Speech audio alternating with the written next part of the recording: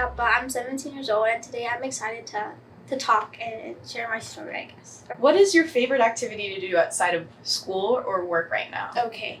I don't know if this counts because it's technically a part of school, but it's not very, like, academic. I'm really into, like, theater and acting, so I just love, like, being a part of that, and, like, even just, like, ushering or, like, being backstage is really fun. I don't have to be acting. I just like the environment of it. Do you do, like, outside of school, like, community theater, or is it only in school? It's only in school, but I do plan on, like, doing it, like, outside of school once I'm, like, out of school, you know what I mean? Yeah, because it's kind of difficult with all I have to do in school. Do you like to act, or do you like to be in, I don't know, you said you like being behind the stage too. Yeah. What do you do specifically in theater? I'm an actor, so I do like to, I prefer being on stage.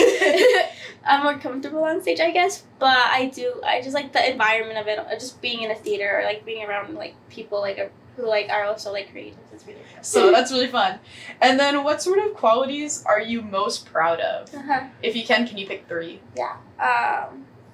Definitely being authentic, and because it's very hard to share yourself and be like in front of people, but like I feel like having that like knowing where you come from and knowing like who you are is very important. It makes you kind of like, I guess, like stand out or like and also I like to think I'm very positive. It's like I don't like it's one of my biggest, the thing I think I love myself the most about is that I try to be very positive, and I try to always have like be on the brighter side of everything. Yeah, seeing the class half full. Yeah, instead of like glass half empty, you know. That I sense the positivity coming from you. That's awesome. All right, so I'm gonna start getting a little bit more deeper. Yes. So, what is an accomplishment, personal project, or extracurricular activity that you are proud of working on?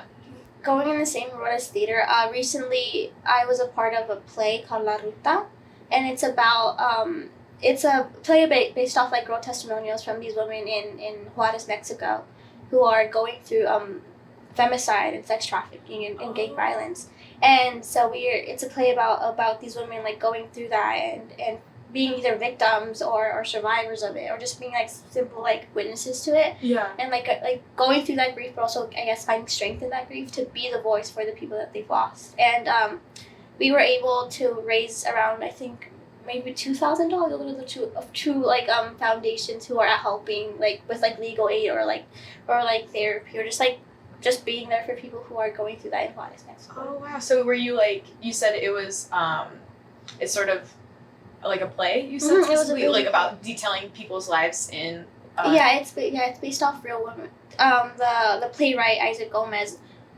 went down to Juarez and interviewed women, and all the women there are based off real women. Juarez, you said? Juarez, yeah. Okay, yeah. And then were you like an actor in the play? Yeah, I was an actor in the play.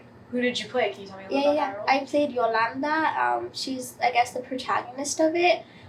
She's a woman in her 40s who has a best friend called Marisela, and they both have like around 6 daughters of 16 years old, and they work in a maquila, which is like a factory, and they get paid like basically nothing, but that's what they have to do because to just survive. And so, but they get fired because they're old, I guess. Oh, sorry, they're and so they hire their Marisela loses her daughter. Her daughter goes missing. And then it starts to play off with Yolanda kind of helping her like with her daughter, but then she's waiting for her daughter at the bus stop when her daughter never comes. Oh. So it's just a play like of her like going through that. And the thing is, Yolanda's a lot like me in the sense that she's not gonna allow herself to think anything bad. And if she does see it, and if she's like, my daughter's in, I'm never gonna find her, she doesn't live in that reality, because she can't. Because if she lives in that reality that my daughter's gone and something happened to my daughter, she's not gonna be able to survive.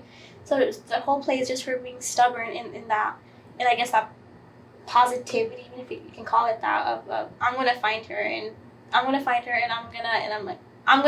my daughter's not dead, and I'm not a woman who doesn't have a daughter. Mm-hmm. So it's just that her, and in the play she's able to I guess come to terms with her death, because Marisela, her best friend, is very much the opposite. She's like, my daughter is dead. I don't want her to be dead, but she is, and what I can do for her is to fight for her. And she becomes like this activist and this person to lead this movement. And I guess Marisela, Yolanda is kind of, she's like, well, there's nothing else I can do, so I might as well do that because my daughter is dead. Yeah. Like that's a really admirable like project that you were a part of, playing like a role that like shows stories of people that aren't like often seen. So how did you find yourself, or why do you find yourself drawn to acting in projects like these? I loved acting and like stories and books because it's an escape from reality. But just recently I've learned that it's not always that. Sometimes it tells you the ugly truths of reality and the world that we live in. And especially right now, I'm entering, and I'm about to enter college, and I'm going to be in a world where it's not always kind, and it's not always pretty. And I just think it's important to tell stories and to share voices and lives that are being hidden or ignored or silenced, and just to share those and not make them like be hidden or whispered or something. Yeah. Alrighty. And then I know we're gonna pivot just a little bit, but I wanted to ask you about somebody who is somebody in your life that has left an impact on you, and why? Definitely my mom. She's literally right outside. I had a feeling about that. Yeah, because I'm just gonna mention this. You drove an hour and a half down here with her. She seems to support you very much. No, what's it called? No, she does. She literally has to drive me an hour to school every single day. An hour. I'm very grateful for her. She's always supported me, and she sacrificed so much for me and my family. Yeah. So I love her a lot, and I appreciate her a lot. Not just as a mother, but as who she is. Because even outside of our family, she meets somebody in the streets, and they're like, you're such like you're such a great person. Like she's just so open and friendly and kind, and I aspire. What is that openness and friendliness the thing that has left the impact on you, or what is that also just being selfless. And but I also think there's a point where like you don't have to be that selfless, because she has sacrificed so much, but knowing that people depend on you and you have that responsibility, I guess, to them. But it's also, she hasn't lost that spark of like, she's not just a mother, she's also a person who's kind and generous, and I want to be like that. I want to be like that. You want to be like her. I want to be like her. She's able to sort of be your mom and be this incredibly selfless person, but also be her own individual. Exactly. Yeah. That's really sweet. I just love hearing how you talk about your mom. Oh my gosh. She seems incredible just to be like. It is kind of a lot to just drive somebody to school an hour, and she probably has put a lot of attention and effort. No, she has. Yeah. Is there sort of a cause or a social issue that you're passionate about? I know that you talked about like femicide earlier, that kind of thing, and how you discovered that. But is there any other sort of social issue that like is something that you worry about or that you want to focus on? I think there's multiple. There's a lot. That's a can of worms that I just opened. I'm sorry. Yeah. No, it's completely valid. I guess obviously as I'm first generation American, so obviously the immigration, what's happening right now is really scary. Thankfully my parents are neutralized and they have their papers, but it's still incredibly scary because I have other family members and I have friends who don't have that safety net.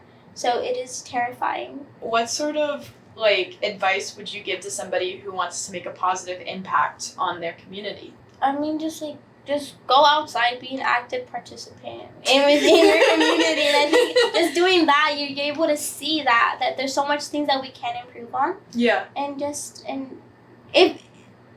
I think it's so much harder to create change when you're the only one doing it. So I think if there's nobody else doing it, either help other people who are trying to who are already in that journey of creating change. Yeah. But also, if you don't see anybody else do it, somebody has to do it, and if nobody else is doing it, it's gonna have to be you to do that. How do you sort of suggest starting a social movement or sort of like being a change maker in your community? At least for me, I know that there's so many things that I wanted to do and that I wanted to be a part of, but I'm so afraid and I'm so scared of stepping outside of my box and maybe you get backlash and maybe you're not supported, but I think you can't let yourself be held back by like the what ifs and all that's like not in your power. So I think just take control in what you do have power in. It sounds like to me that you're somebody who's very much just coming out of their box, essentially. Because you told me before you applied to your performing arts high school that you were very shy. But now you're all of a sudden doing an incredibly vulnerable play or acting as an incredibly vulnerable character in front of like your school and your community, and sort of like helping people through that.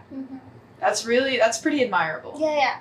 I it's also something I'm very proud of, because I knew it wasn't easy, of losing that timidness, I guess. Yeah. And I'm still very timid, and I'm still very shy, but I know there's moments where like it's okay.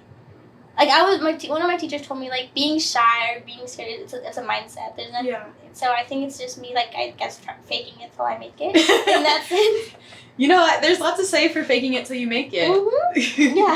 It does work a little bit, but also like you've clearly become like a way more comfortable / like outside of the box person. Yeah. Even if it's not exactly who you think you are, but you can become the person that you want to become.